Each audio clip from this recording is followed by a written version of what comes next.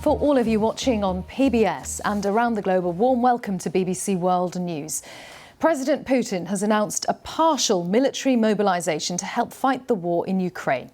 In a television address, President Putin said the West wanted the end of Russia just as it had brought the Soviet Union to an end. It comes a day after Russian-occupied territories in Ukraine announced votes on joining Russia would be held. That mobilisation, the first since World War II, is aimed at those with previous military experience and begins right now. 30,000 reservists will also be called up to reinforce the Russian military in Ukraine. Mr. Putin said he would support independence in areas of eastern Ukraine currently controlled by Russia-backed separatists. Here's some of what President Putin said in his address on Russian television. I repeat, we're talking of a partial mobilisation only. Only people in the military reserve will be drafted. The priority will be on people who served in the armed forces, who have military specialisation and experience. Those drafted before being sent to the places of service will have mandatory additional training, relying on experience gained during the special military operation. The decree on partial mobilisation has been signed. Well, the Russian president also issued this blunt warning. I want to remind those who allow themselves such statements about Russia that our country also has a variety of weapons of destruction. And if the territorial integrity of our country is threatened, we will, without question, use all the means at our disposal to protect Russia and our people. This is not a bluff. Our Russia editor Steve Rosenberg, who's in Moscow, has more. What we heard, first of all, from the Russian president was an admission that things haven't been going that well in Ukraine. Until today, the official message from the Kremlin to the people here has been that everything is going according to plan with this special military operation. Well, it clearly isn't. If the Russian president is now declaring a partial mobilization and calling up potentially 300,000 military reservists, things haven't been going according to plan. But did he say to the Russian people, sorry, this was our mistake, we got it wrong? Of course he didn't. Vladimir Putin did what he does so often.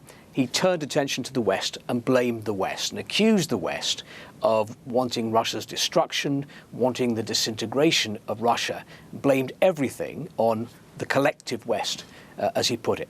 So that was the admission. And then, of course, we got the threat. And he made it very clear. He said Russia would use all its means at its disposal to defend Russia if its territorial integrity was threatened. Now, what's that all about? Well, in a few days' time, we've got these so-called referendums coming up in Russian-occupied areas, territories of Ukraine. And everybody expects that once the votes are counted, with the Kremlin counting the votes, these territories will have voted to join Russia. And I think what Putin is saying today is sending a very clear message to Ukraine and to the West that once these territories have been annexed by Russia, if you try to attack them or if you try to take these areas back, then Russia will respond with force. And he said, this is no bluff. And he had at the end this other threat. Those who try to blackmail us with nuclear weapons should know the prevailing winds can turn in their direction. That is a message to the West that Russia has nuclear weapons and, he claims, I think, will be prepared to use them. And Steve, how alarming will leaders gathering at the United Nations General Assembly in New York already trying to decide how to face what's going on in Ukraine? Of course, I think world leaders will be alarmed. It's interesting, Vladimir Putin was at a regional summit last week, and the message he seemed to get from the leader of China and the leader of India was that basically war isn't a good idea, that actually perhaps de-escalation would be a good idea. It's the message he seems to have got from the Turkish president too. And yet, what we see from Vladimir Putin is escalation after escalation. This is not a leader who is putting his hands up and saying, I got this wrong, I need to get out of this somehow. He's in it deep, and he's getting deeper and deeper, and he's determined to achieve some kind of military victory. and pushing things as far as he can get, and sending a very strong message today, as we've heard, to Ukraine and to the West. Steve Rosenberg in Moscow. Gillian Keegan is a minister at the British Foreign Office. She gave the BBC her reaction to Mr Putin's speech a short while ago. It's a serious threat, but one that has been made before. Clearly, I guess over the last couple of weeks, the Russian military have lost significant ground to the Ukrainians, and I guess that's caused perhaps this speech today. But yes, it's a serious threat, but I say one that's been made before. But let us be clear, it doesn't change our stance. We're still unwavering in our support for Ukraine. In fact, the Prime Minister will make a speech today which says, you know, we've already committed £2.3 billion to support Ukraine with their military weapons to make sure that they do have the support that they need, and we will continue to do that again next year. We will match that next year. So we are there, and we are there to support our Ukrainian colleagues who obviously are on the ground suffering a lot right now. Gillian Keegan.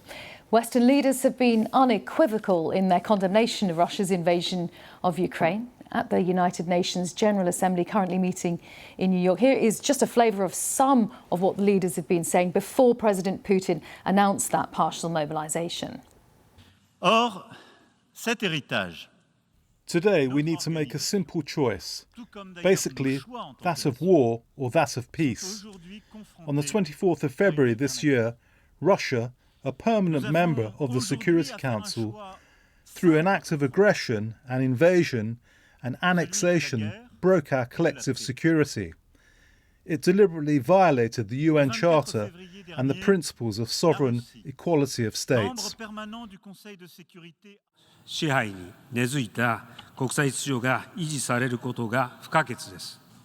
It's imperative to maintain the international order, where the rule of law is firmly established. The United Nations has been playing a central role in the development of such international order. However, we see today its foundations being gravely shaken. Russia's aggression against Ukraine is an act that tramples on the vision and principles of the UN Charter. 141 countries categorically condemned Russia's war for occupation. But that alone isn't enough. If we want this war to end, then we cannot be indifferent to how it ends. Putin will only give up his war and his imperialistic ambitions if he realises that he cannot win. Well, let's bring in Sir Emir Jones-Parry. He is a former UK ambassador to the United Nations and also a former UK permanent representative to NATO. Thank you very much for talking to us. It is still very early in the morning, of course, in New York, but what effect are Vladimir Putin's words likely to have on proceedings at the United Nations General Assembly? Well, I think the vast majority, including in a previous vote in the General Assembly, over 140 countries condemned the invasion. So there is widespread disquiet at the war, concern at the hypocrisy of Russia. Russia claiming it's being attacked was actually it mounted an illegal invasion against Ukraine, claiming that its sovereignty is being violated when it is annexing parts of an independent sovereign state. So the tone yesterday or this morning and the increased pressure that he's putting on through mobilization, etc., will be viewed by a great deal of disquiet. But it will only strengthen, I think, the opposition among a swathe of members of the UN. Because there are some, very, very few, who might support Russia, and you can always see that group, probably about 5 or 6 of them. There'll be another group, slightly larger, who will be people who, one way or the other, are sympathetic to Russia, close to Russia, dependent upon Russia, and they will stay quiet. But the overwhelming majority will be concerned, even more than they have been, and particularly disquieted by the threat to territorial integrity. That's a fundamental of the UN. If you go back to the Organization of African Unity in 1960, the very first decision it took was to say that the borders we inherit as we become independent, however illogical they are, however they ignore history, culture, whatever, we stick with those borders because the African countries then knew as the Kenyan ambassador spelt out clearly to the Security Council after the invasion, the threat of unraveling borders is to herald a huge amount of conflict. And few want that other than Mr. Putin.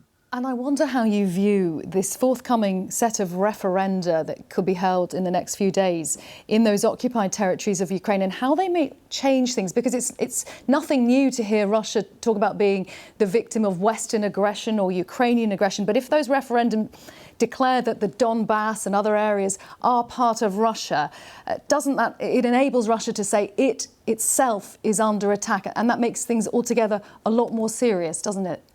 Well, it will claim that, but let's look at the nature of the referendum. Then we called it a couple of days' notice. What's the electoral list? Who's going to count the votes? This is a rigged election referendum with the sole intention of giving a paper justification for Putin's invasion. And after that, maybe he'll declare that he's achieved his objectives, who knows?